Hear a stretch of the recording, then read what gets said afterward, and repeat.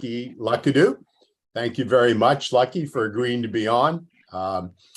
Sean, do you see Kevin Maurer, perhaps, in the waiting room? Do we know if he's been able to link in? I do not see Kevin's name in the room, nor did I see him in the waiting room. Just an FYI. Okay. Yeah, as I explained earlier, Kevin is the author of the book Damn Lucky, the story of Lucky Luckadoo. Let me take the screen, Sean, and I'll show the book here once I get through my process here.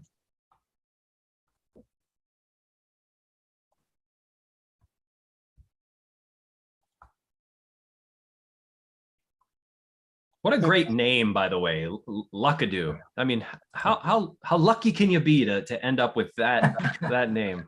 Damn lucky. That's right.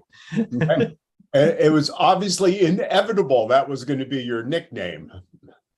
Yes, I couldn't escape it. Yep. But and I don't mean to be profane in naming my story as I did. But I'm just trying to emphasize the fact that if you survive what I did, when I did, and the way I did, you just have to be extremely fortunate.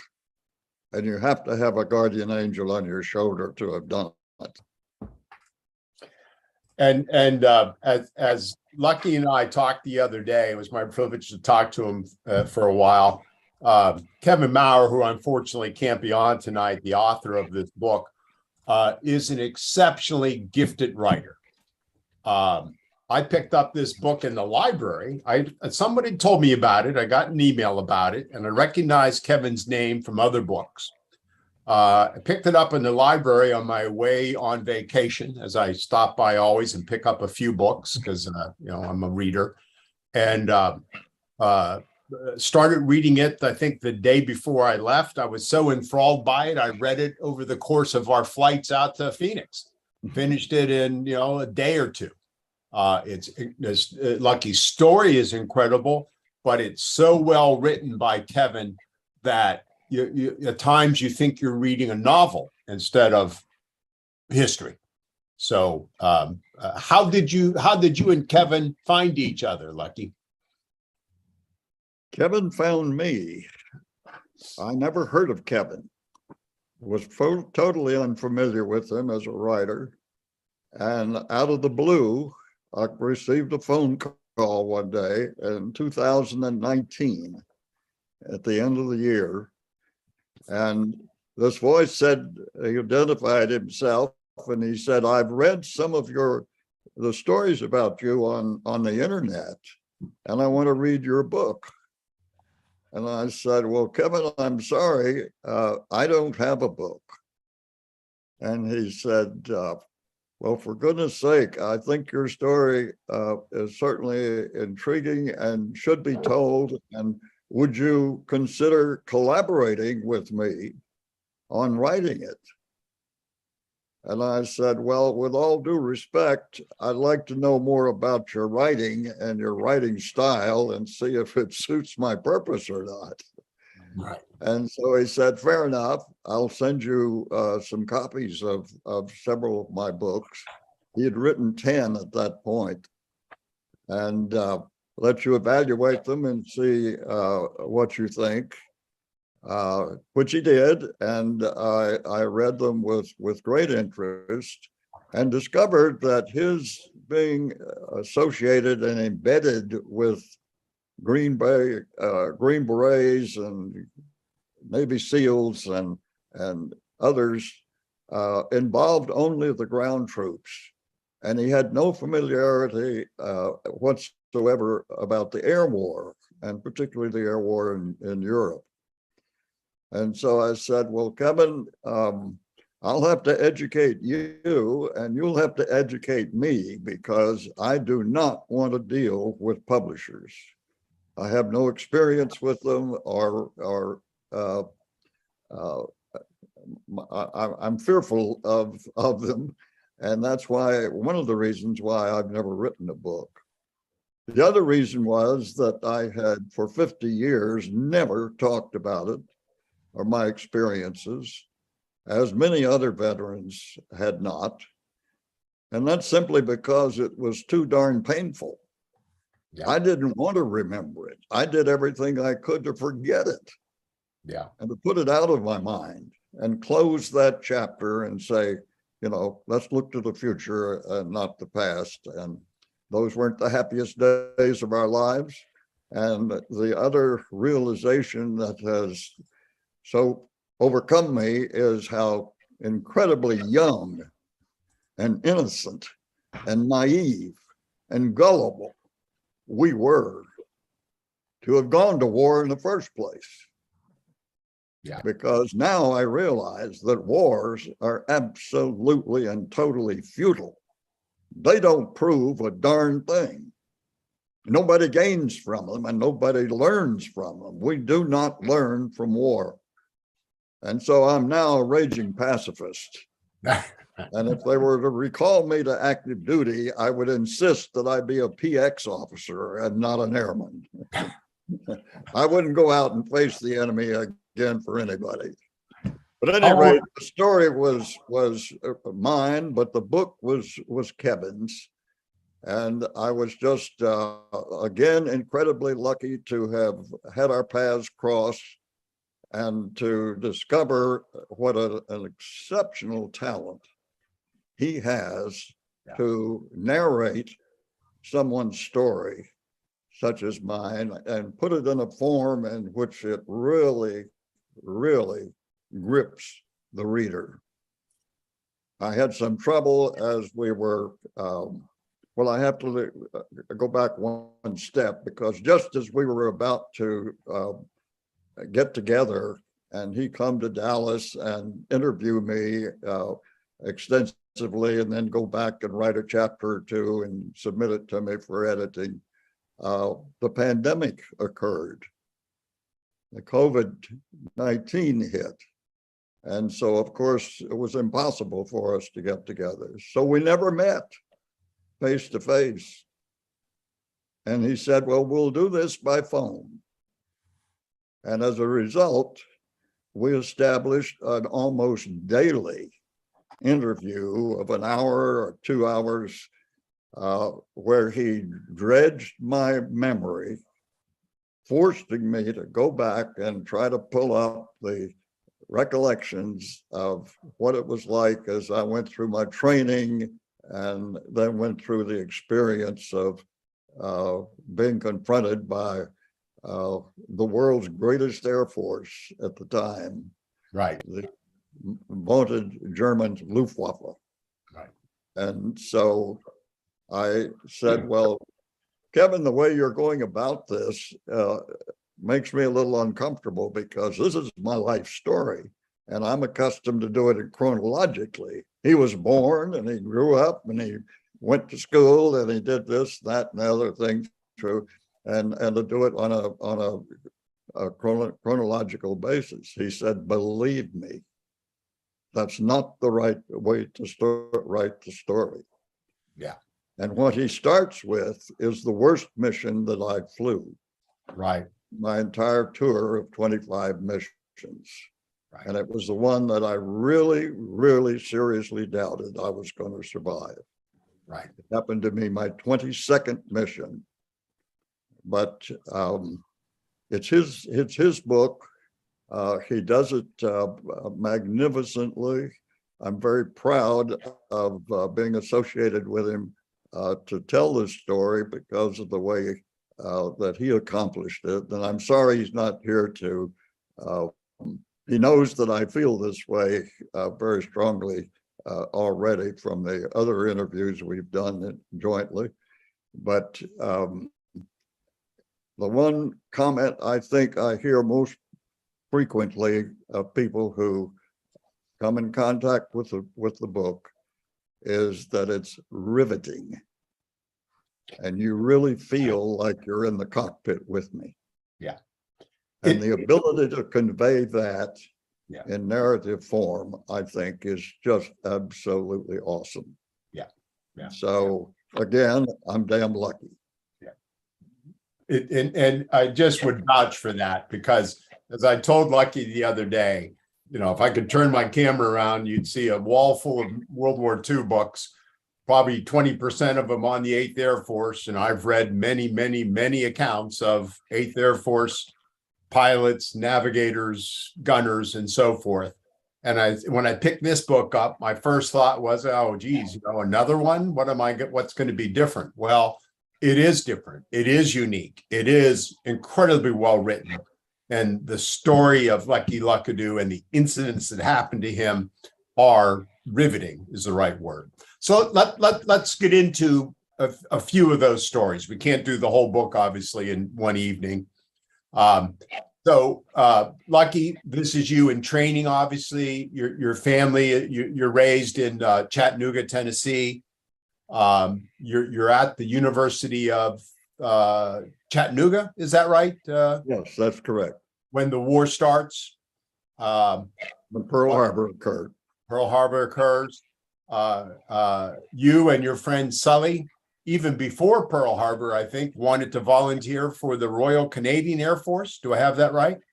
Yes, we were very close, great friends, grew up together and went to high school together. And when we graduated from high school, we were only 18 years of age. We both figured that since we wanted to fly, that knowing that the war clouds had already gathered in Europe, over Europe, and that America was eventually going to be involved, and we'd be prime candidates to serve, that we would do well to go to Canada and join the Royal Canadian Air Force and be trained and get our commissions. And then once America did become involved in the war, that we could transfer to the Army Air Corps, as it was known then, and we'd already be trained and have our commissions, and we'd be a step ahead or two ahead of all of our buddies. And we thought that was a pretty cool way to proceed. And so we applied and were welcomed with open arms to come to Canada. However, because we were underage, it would require parental consent. And Sully was the only child of a World War I veteran who had been mustard gassed and died a horrible death before, just as Sully was being born. So, but he was all his mother had.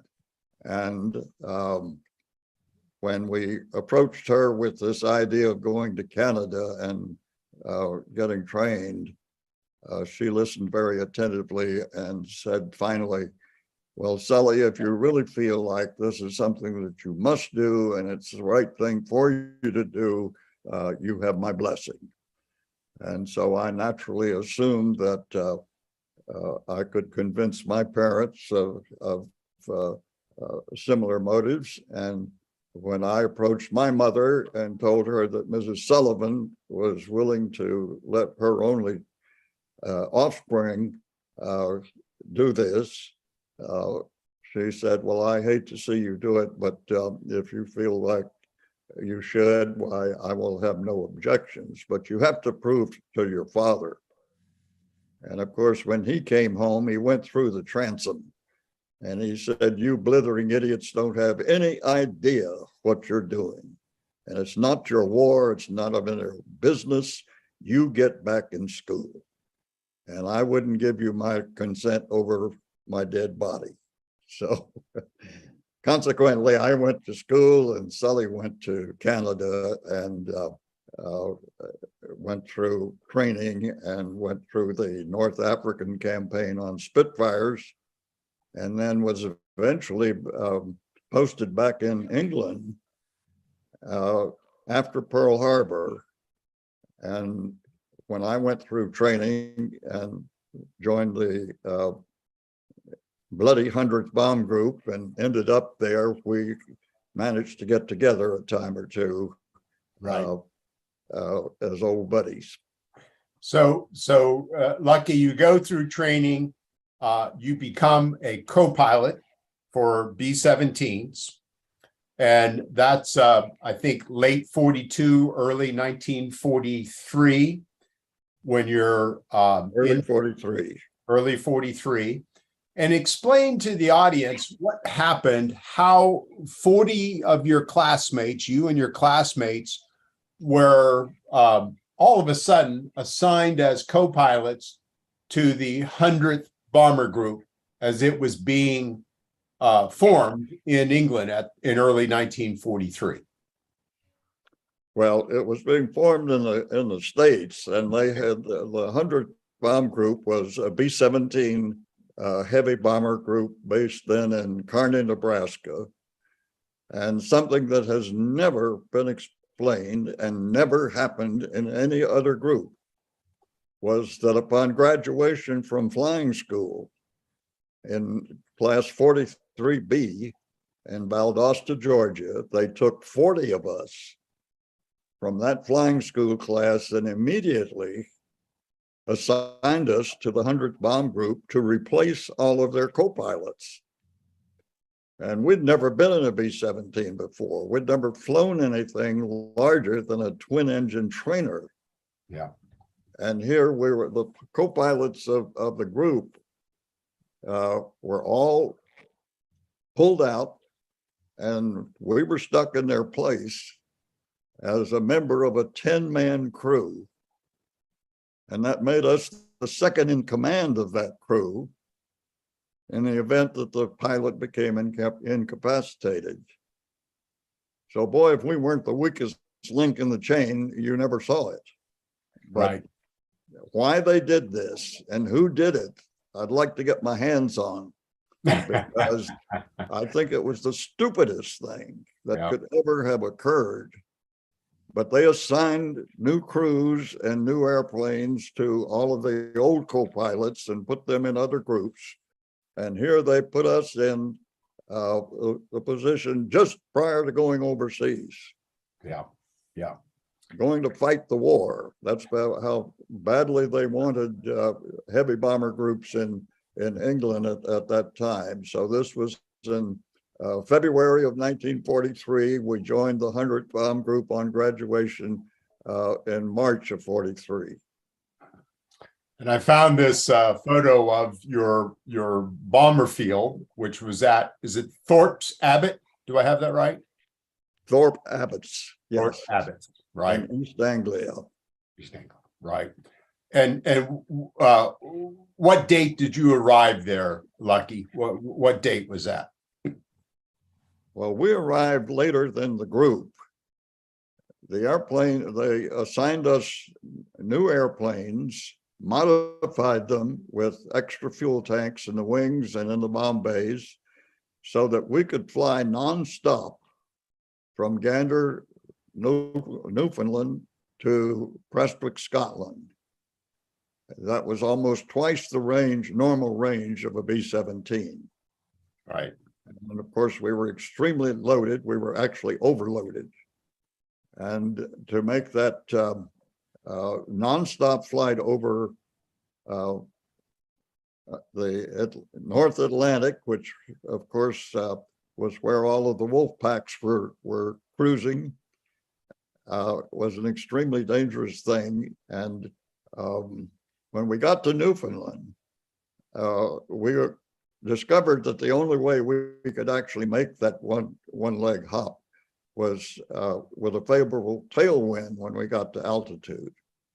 And so we had to wait for the weather to be just right. And while we did, the pilot I was assigned to, the crew I was assigned to, went across the field one night and romanced a WAF and came down with a raging case of gonorrhea. And he ended up in the hospital. So the rest of the group went on as the weather permitted, and we sat there for an extra 2 weeks waiting for him to recover. Only thing they could treat him with was sulfa at that time.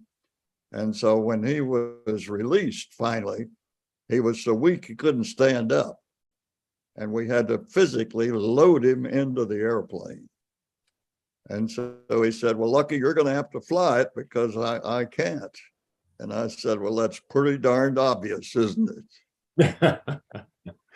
So that's how we got to England. I should add that some of the crews that we were assigned to as new co-pilots didn't accept us very well, and I was on one of those crews. Right. The navigator and the bombardier, both commissioned officers, loved their previous co-pilot, and they thought I was jinxed and brought them bad luck.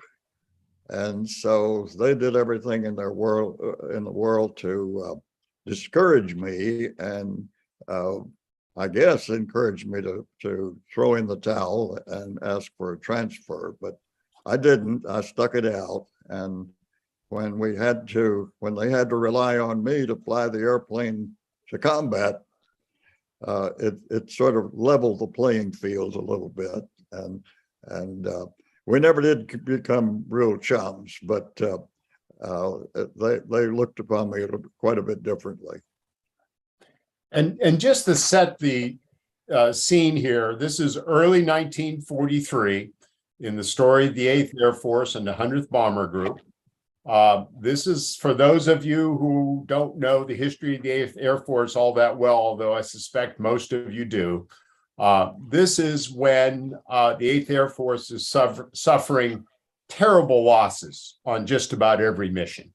This is before the development of the P-51 Mustang and the fighter pilot escorts that could take the bombers all the way to the target and bring them back. So, Lucky, this is, what were the chance that there was the requirement that each crew fly 25 missions. What were the chances of a crew flying all 25 missions at that time? Statistically, at that point, 0. Yeah. Now, there had been, surprisingly, prior to that, a crew or two in other groups that were already in England and flying against the Germans. One was the famous Memphis Belle. Right. That Bob Morgan was flying. He was not the first to finish a tour, but he was credited as being the one to do so. And so it was rare, but extremely rare. Right. If a crew lasted more than 4 missions, they were considered extremely fortunate, and they were on borrowed time. Right. So statistically, though, without fighter escort, because prior to up to that point, the only thing in the theater to escort us were Spitfires and Hurricanes from the RAF that could barely get us to the enemy coast. And of course, at that juncture, all of Europe was completely occupied. So once we were over the channel, we were over enemy territory, and we were strictly on our own. And unbeknownst to us as airmen, the British had done everything in their power to dissuade us from flying daylight, high altitude bombing missions in mass formation in unpressurized airplanes. Right. Because that was the other thing that we discovered, that we had not one enemy, but 4. 4 were what? The first, they all started with F, and the first was fear. We were literally scared out of our wits because we had no real comparison to what we were going to be confronted with, and we recognized that the Germans had been fighting for 4 years, and they were pros. They had fought on the Eastern Front against the Russians, and they had fought the Battle of Britain against the Brits, and they knew what they were doing. and they were so well equipped and so well practiced and experienced that the fear of them was awesome. And the second, of course, was their fighters. Their Luftwaffe was equal, if not better, than anything that the Brits had, and we didn't have anything at that point to compare it with. And the third was flak. The anti-aircraft defenses around their targets was just awesome. And we were sustaining as many fatalities and losses due to flak as we were the fighters. And the last, of course, but not the least, was the freezing. Yeah. We were enduring temperatures of -50 and 60 degrees below zero at altitude for hours on end. And we didn't have the equipment or really the means of coping with that very well, but you can imagine what an impact that had on our ability to function. Right. And Wow. perform. Wow. So Lucky, there's many stories we could tell about your experience. There's 2 or 3 I want to make sure that we touch on at least. You get there, you fly the early missions as the co-pilot for this crew. I think it's pretty early on that you have a certain book save your life, the Bible story. Yes. Do you want to relate that to our audience, please? Well, we each became a little bit superstitious about our chances. And of course, most of us had a talisman or two that we would traditionally carry along on our missions, believing they were our rabbit's foot. One of mine was a New Testament that my mother had given me that I carried in the breast pocket of my flight suit. And one day, a piece of shrapnel came through and penetrated the fuselage and struck that and creased it, reminding me how close I came to not coming back from that mission.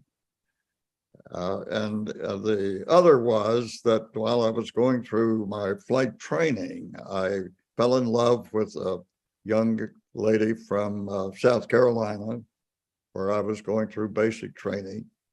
And she had presented me with one of her silk stockings that I wrapped around my neck as a scarf.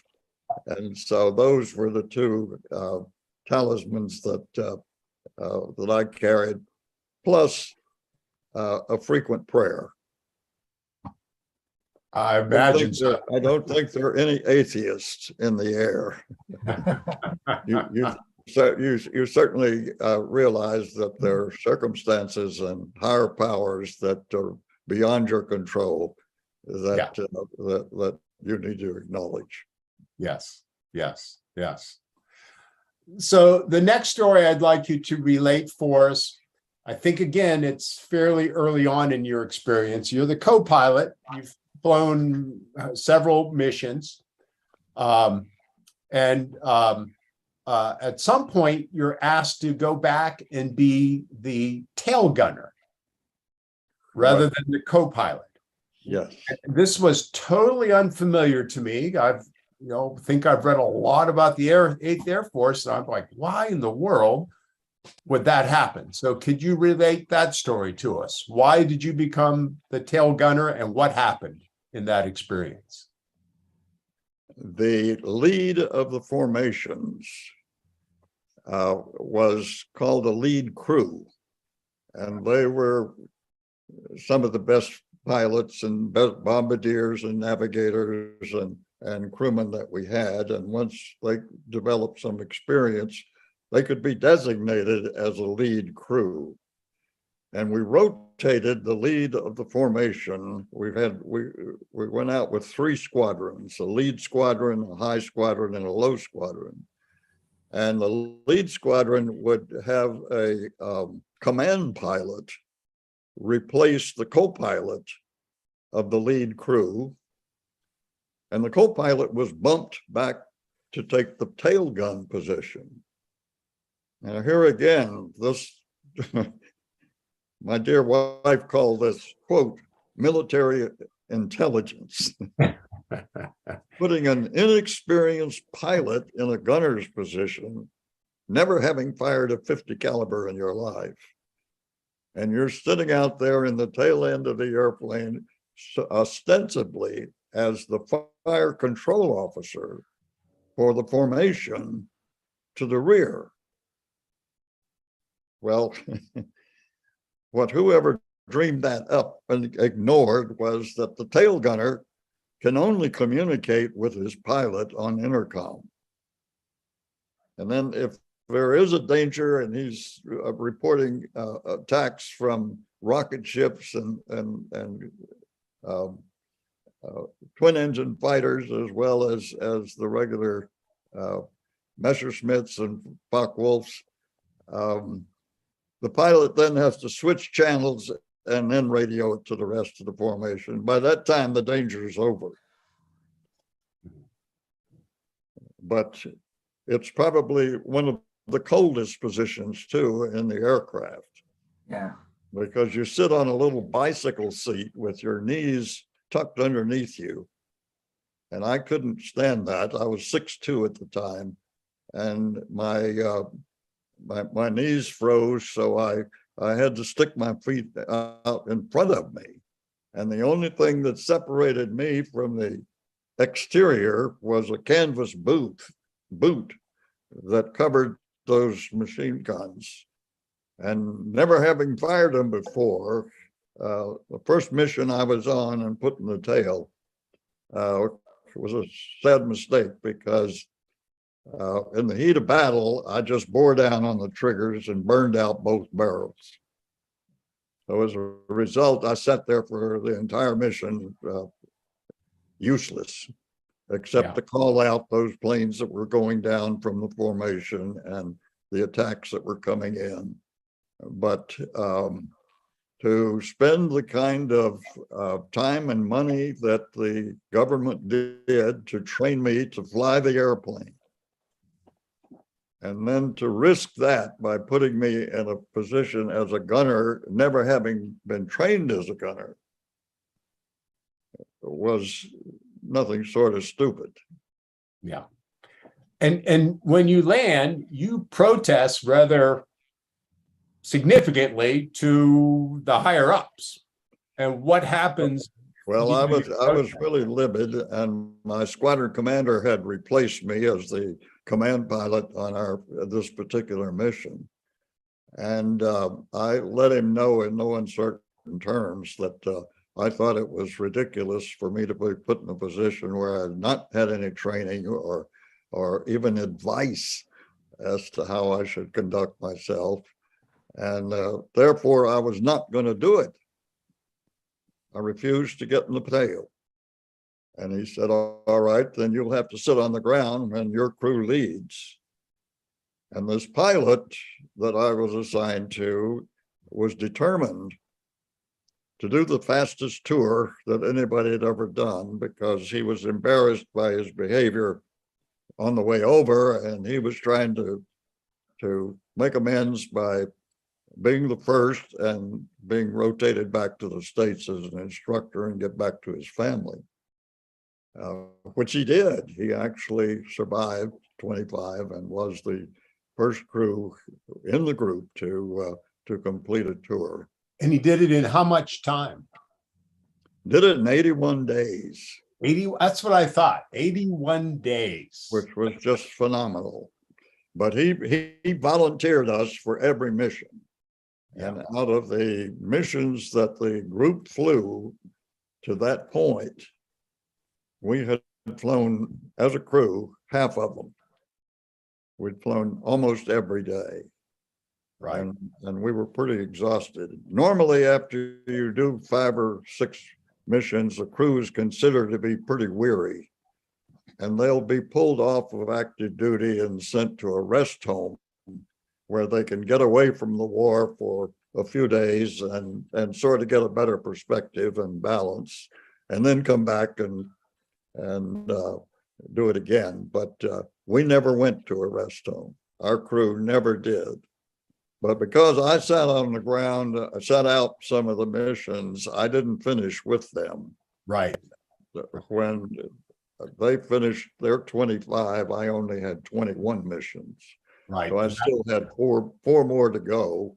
Yeah. And that 4 took me as long as the first 21 Yeah. to complete, because I was also assigned ground duties as an operations officer. Right. And didn't fly as frequently, and of course was not assigned a regular crew anyway. Right. There's another story I think is fascinating, and it's so well told in the book. And I think I mentioned this to you the other day. It's about, in effect, the injury you suffered to your feet while flying. Yes. And I'd like you to relate that story, but I'll tell the audience the same thing I told Lucky. As I was reading that story, I happened to be flying in the air myself, of course, in the comfort of a 737, right? But my feet got cold as I'm reading this story. It's so intensely written, right? So what happened to you? Well, this happened to be on the first mission I flew after my regular crew was rotated back to the States, my 22nd mission. Yeah. And I was flying with a totally new crew and more or less an instructor pilot, because I had combat experience exceeding most everybody else in the group at that point. And we received a penetration of the plastic nose where the bombardier sits. Right. And it created a jet stream of extremely cold water, air, directed right at my feet, where my feet met the rudder pedals. And I sat there for 5.5 hours in that freezing jet airstream. And when I returned, I couldn't get out of the airplane. I couldn't stand up. My feet were frozen to the rudders, and they had to chip me loose and send me up to the hospital for about 8 days and it was just extremely fortunate again that they treated them properly. They packed them in ice and gradually returned them to my normal body temperature, instead of just suddenly trying to warm them up, which would have probably self-amputated all my toes. But fortunately, I just have to, I can tell when thunderstorms are coming now pretty easily, because I get the message in my toes. Well, again, it's so well written in the book. It's just like reading a novel. I fully expected, well, that must be the end of the story. Lucky must lose his toes, and he survives, and but minus his feet or toes. And instead, they do such a great job on you that you return to flying. Absolutely. Right. And this happened on that 22nd mission, which is also so well told. What else happened on that 22nd mission that is so riveting? It was a mission that I was really doubtful that I was going to survive. Our target was Bremen, which was almost as deep a penetration as Berlin. And we experienced some things on that mission that we had never had before, not the least of which, when we turned on the bomb run to release our bombs, which was maybe 6 or 10 minutes, the flak was so heavy, the defenses were so intense And unbeknownst unlikely enough, the Germans were flying through their own flak. Oh, yes. Normally they would not do that. When we would get on the bomb run, they'd let the anti-aircraft defenses maim us enough or damage us enough to force us out of the formation. And then they would attack us as we came off the target. But in this one, they were actually flying through their own, and they were just as susceptible to being shot down as we were. And as a result, they were pressing their attack so obsessively, they were ramming us. They were doing kamikaze missions against us on that mission. And as a result, we started out with 18 airplanes on the bomb run, and we ended up with 6. And I was the only flight leader out of the entire formation that was still flying, still airborne. And so I fired a flare, and the rest of the 5 ships formed on me, and we tacked on to a successive wave of bombers that were coming behind us in our bomb wing. Right. And that's how we got home. But I had lost an engine over the target. Flak had knocked out my number 3 engine. And so with only 3 engines, I was having great difficulty trying to keep up with the speed of the formation. And if you have to drop out, you're dead. Yeah. So the Germans can just pick you off at will. And they loved it if you were damaged enough just to be forced out of the formation. Of course, this is where that moniker, the Bloody 100th, had already been earned before this. This is only piling on. We earned it many times over. Yeah. I can't imagine. It's impossible for me to imagine. Maybe there's veterans on the program that could have some idea what it must be like returning to your base as one of the few survivors of a mission like that, with so many of your comrades, of your friends gone, and you don't know whether they're still alive, whether they're POWs, what might have happened to them. I mean, how does especially you being a pilot at that point, a command and authority, psychologically, how can that work? How can you rally yourself to continue doing that day after day? I get frequently asked how we get back in the plane the next day after a really harrowing experience like that, and I honestly don't know. I think in my own, it was a personal thing. It was something we all had our demons, and we had our nightmares, and we had to deal with those independently. We had to reach down deep within us and really pull up some stamina to say, look, you've got a job to do. And it doesn't matter what's happened to somebody else, and you don't know when it's gonna happen to you. Right. But you keep going as long as you're able. Right. And being focused on that one objective is the only way that I can fathom that we were able to do it. I have to tell you that not everybody did. Yeah. There were occasions when we would have somebody that would just simply say, I've had it, I'm sorry, I'm not getting in that airplane.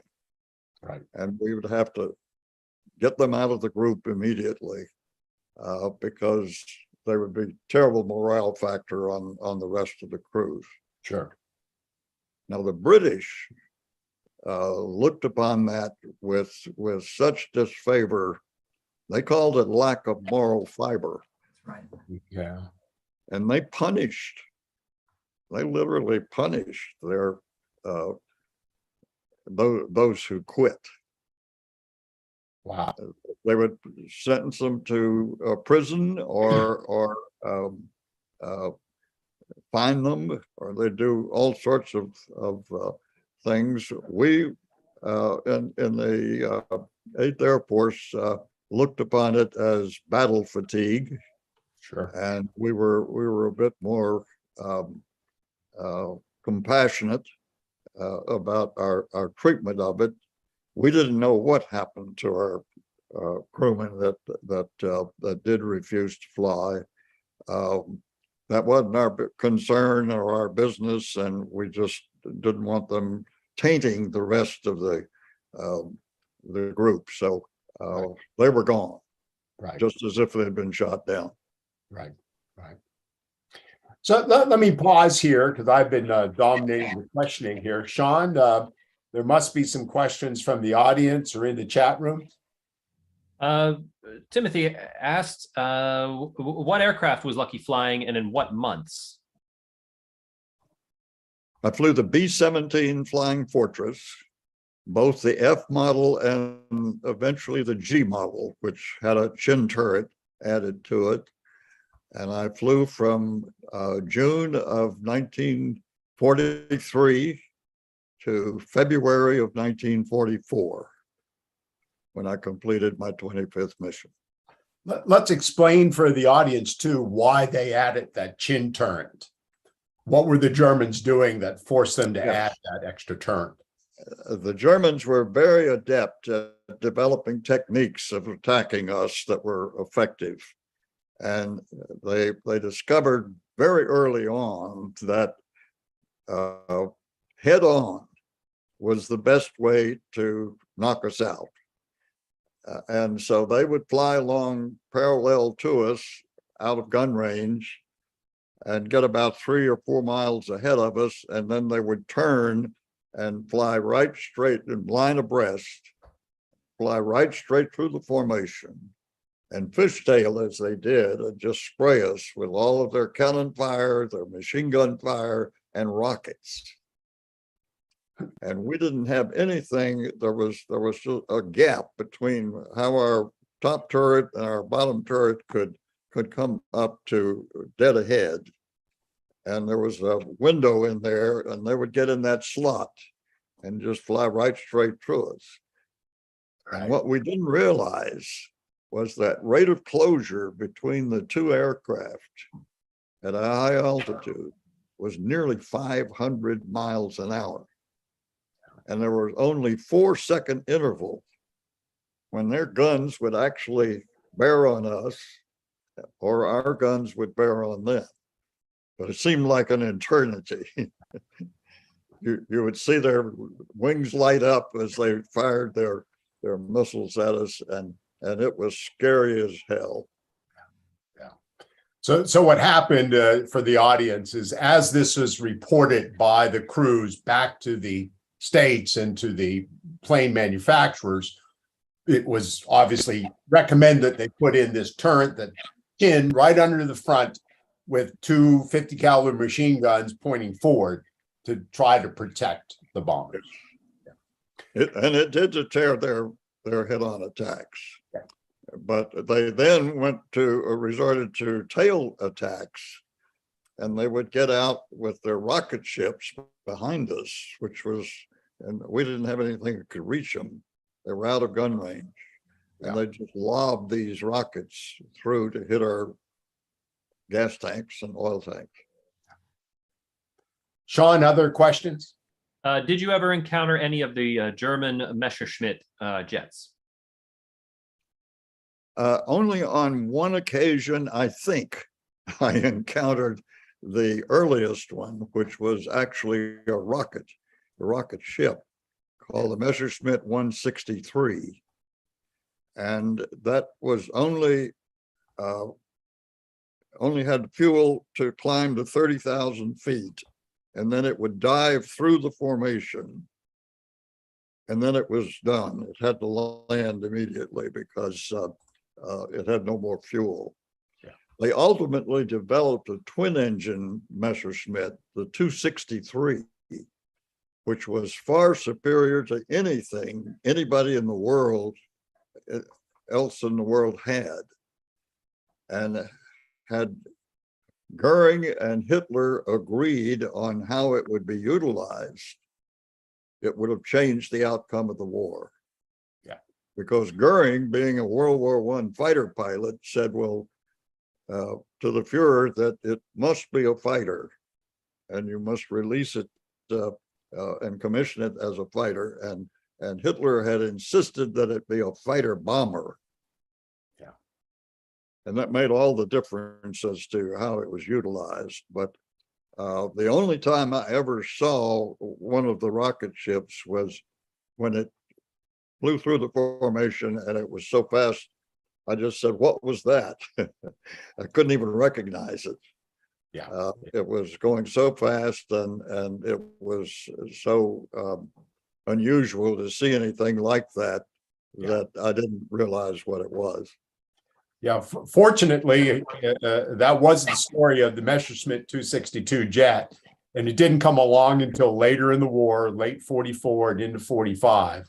And in fact, if the audience might remember a program we did about a year ago, and I'm going to blank out on the man's name, but we had a P-51 pilot on the program who flew in 1945, and he shot down a 262. And in fact, he shot down the leading German ace of the war in a 262. So, other question, Sean. Was that Bob Anderson? Yes, yes. Boy, you see, you have a better memory than I do, Lucky. And that was Well, Bob I was just with him last month at Oshkosh. Yeah. I'd say that was a lucky guess, but Joe Peterburs, Scott also mentioned Joe Peterburs. Okay. We had Joe Peterburs on. That's right. Yeah. And Trey did ask, did the German ramming attacks during the Bremen raid seem premeditated or something that happened in the heat of the moment? He says he knows that ramming was a tactic they used late in the war, but he thought that the Bremen raid was earlier than those were implemented. Yes, the Bremen raid was October the 8th of 1943, and it was the first raid of Black Week. And Black Week was October 8th, 9th, and 10th, and 14th of October. And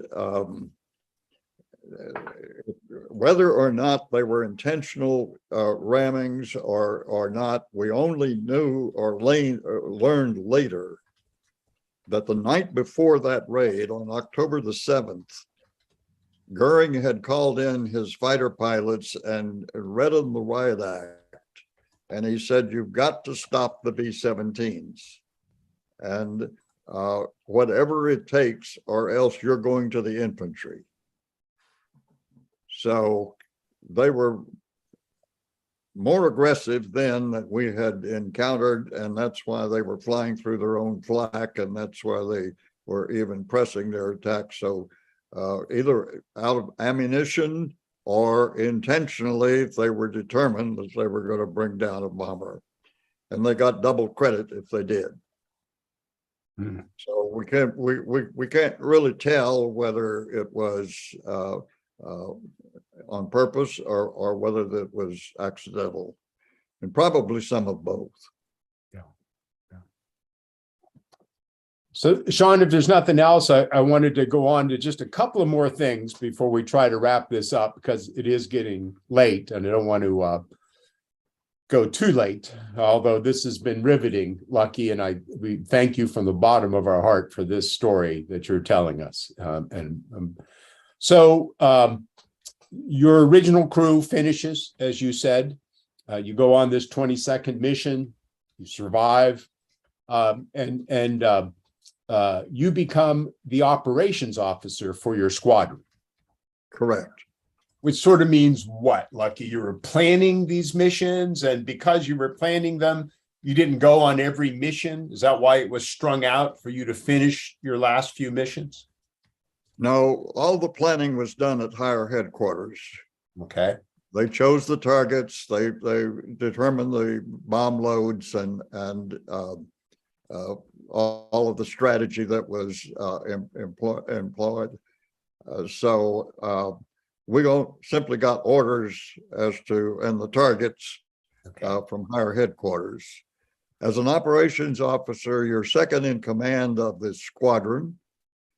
And you are the one who's determined who in the squadron flies and in what position and how frequently.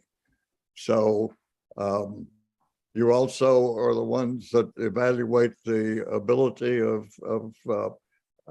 airmen to continue or to be grounded. You refer them to the flight surgeon if they really are being troubled with anything physical as well as mental that is affecting their ability to perform.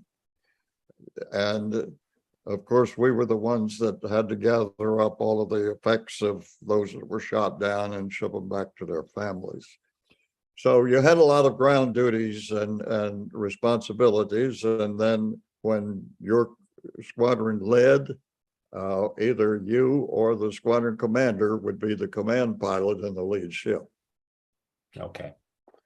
But that was that the reason that your last 2 or 3 missions took a lot longer to accomplish? Yes. Yeah, because you had the ground duties and not as much flight duties. That's correct. Right. So when did you fly your 25th mission, Lucky? February 13th, 1944. I figured you would have a very immediate answer to that. And where was that mission to? Well, I was the squadron operations officer for the 2nd Squadron. There is another story that I don't think we have time for as to why I've actually served as a squadron operations officer in 2 different squadrons. But as the ops officer for the 2nd Squadron, I had the opportunity to cherry pick my last mission and decide whether we were going to lead it or when we were going to lead it. And I had another first pilot in the squadron who had one more mission to go from Dallas, and his crew, his airplane was called Alice from Dallas 2. His first one had been shot down, but with another pilot, another crew. But any rate, our target for that date was just over the enemy coast. We called it a no-ball target. We thought it would be a milk run that were the emplacements for the V2 rockets that they were lobbing into London. And we were destined to try and take those out because they were causing such havoc in England. And as it turned out, the Germans came out. We only had to penetrate the coast in order to hit the target, and then we could duck back out over the sea. And we really fully expected it to be a joyride and safer. However, the Luftwaffe actually came out and met us halfway across the channel and attacked us all the way through the bomb run. And so they did inflict some damage, but it didn't turn out to be quite as much of a joyride as we had anticipated, but we survived it, and we both finished our 25th mission. And that's a picture of Bill DeSanders was his name. Right. As we congratulated each other upon surviving our war. The look on your and his face are priceless, Lucky. That's a picture to remember. This was after we kissed the ground when we landed. Yeah. I'd like to end with sort of a, if you will, a bit of a memorial to your friend. Lucky and I talked about this, and I showed him this picture I found. This is Sully. I think his real name was Frank. Do I have that right? Oh, Leroy. Leroy. Sorry. Leroy means Sullivan. Leroy Bean Sullivan, inevitably going to be known as Sully, right? Yes, we always call him Sully. Right. And I know this is a emotional story for you, but it's so poignant. And again, in the book, it's so well told. Tell us what happened to Sully. Well, Sully had come up to visit me at my base, and I took him up in a B-17 and let him handle the controls. And he said, "Brother, this ain't flying. You're just nothing but a truck driver." And so I said, "Yeah, Sully, I guess that's true, but we need truck drivers in this war too." And so he said, "Well, let's land and you fly my Spitfire." And I said, "Sully, that would be suicidal. I'm not a fighter pilot and I'd kill myself." And he said, "No, it's a piece of cake." And foolishly, I did. He convinced me that it would be accomplished. I could accomplish it. And I did manage to get it up and get it around the pattern and get it back down on the ground without killing myself. But he said, "Well, now you've got to come down and visit me at my base." Well, in the meantime, he had been transitioned to a very vicious British fighter bomber called a Typhoon. And it was so powerful that when you took off down the runway, you had to keep full opposite rudder because the torque of the engine would pull you off the runway. And there was some time, I think a month or month and a half, before I could get free and fly down and visit him. And when I landed, I squeezed my bomber into a fighter base, and the runways are only half as long as the bomber runways. And so it was, I was standing on the brakes, and as I did to keep from running off, I looked off to the side, and here was this smoking wreckage. And I thought, "Oh my God, some guys bought the farm." And I taxied up to the tower, and the officer of the day came out and said, "Yank, you out of fuel, or you lost, or why are you here?" And I said, "Well, sir, I'm just on a social call to say hello to my best friend, Flight Lieutenant Sullivan. Could you direct me to his quarters? And I just want to say hi because I have to get back." And he said, "Oh no, you've got to see the CO." And I said, "Well, I'm sure that is protocol, that when you land at a foreign base, you certainly report to the commanding officer and tell him why you're there." And I said, "Well," I tried to beg off, but he insisted. So he showed me into the commander's office. It was a wing commander, and he was writing, and I cleared my throat and said, "Sir, pardon me, but I'm here to see my best friend, Flight Lieutenant Sullivan, and I wondered if I could be directed to his quarters." And he looked up and he said, "My God, Yank, you knew him?" And I said, "Well, sir, he's my best friend. We grew up together, fraternity brothers." And he said, "Well, did you see the wreckage as you taxied in?" And I said, "Oh my God." He said, "We lost Sully yesterday afternoon. He was on takeoff, and just as he cleared the runway, his engine quit, and with full opposite rudder, he just cartwheeled in. And I'm just writing his mother, and I want you to do it." And I said, "Well, sir, with all due respect, he was not flying for the American Air Force. He was flying for the Canadians, and I believe that's your job." And he said, "Well, I know that, but if you were his best friend, certainly his mother would appreciate the news more from you than from me, and I'll write her as well." But so I had to sit down and write a cable out, and then I went back 3 days later and buried him, and his grave is in Brookwood Cemetery there, Bill. When I came home, I called on his mother and told her that he had had a full military funeral, and was doing what he wanted to be doing and was with friends. And she said, "You were his best friend, and I want you to bring his remains home."